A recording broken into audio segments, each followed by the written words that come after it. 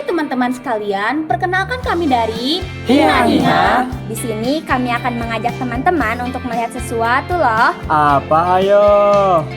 Hiha tebak, pasti teman-teman udah gak asing lagi sama yang satu ini. Tapi sebelum di-spill, tebak-tebakan dulu yuk. Dia ada sebuah profesi menggunakan tenaga hewan berkaki 4. Jika hewan tersebut mengaum, dia hiha-hiha bukan wow. Yaps, betul, delman. Teman-teman pasti tahu kan delman? Atau lebih kita kenal dengan sebutan kretek. Tapi ternyata bukan hanya kretek saja. Delman memiliki nama yang cukup unik di setiap daerahnya loh.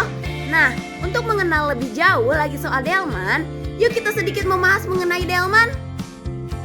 Delman merupakan sebuah transportasi tradisional beroda 2, 3, atau 4 non-mesin yang menggunakan tenaga kuda untuk penggeraknya. Nama delman sendiri disematkan sebagai bentuk penghormatan kepada penemunya yang bernama Insinyur Charles Theodore Delman, seorang insinyur pada zaman Hindia Belanda. Ada banyak nama yang disematkan untuk kendaraan ini, misalnya saja nama Sado, Andong, Dokar, dan lain-lain. Setiap penamaan yang berdasarkan letak kultural geografis itu sekedar dibedakan dari desain dan jumlah roda. Misalnya kahar atau kretek sunting yang dikenal di daerah Sunda.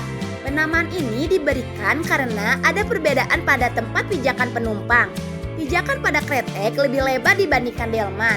Pijakan pada delman hanya berukuran cukup untuk satu kaki saja. Selain itu, delman lebih tinggi dari kretek. Wah, hebat! Sekarang teman-teman tahu sebutan delman di beberapa daerah. Nah, teman-teman, sekarang kita akan melihat kretek Desa Gamlang loh.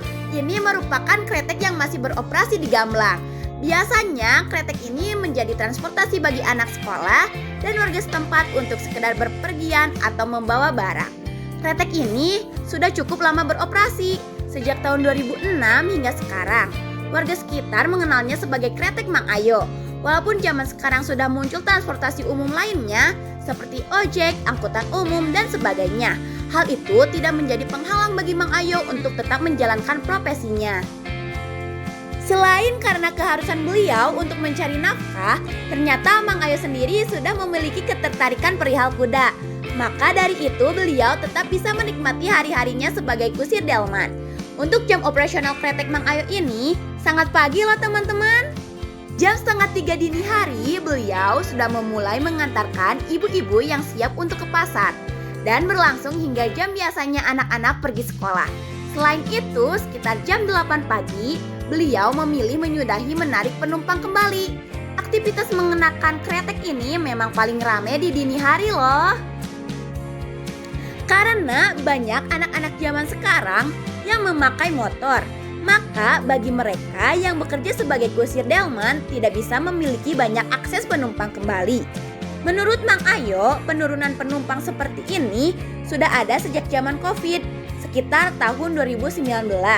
Memang pada saat-saat itu kita semua mengalami penurunan dalam bidang ekonomi, apalagi bagi mereka yang bekerja dalam lingkup transportasi umum.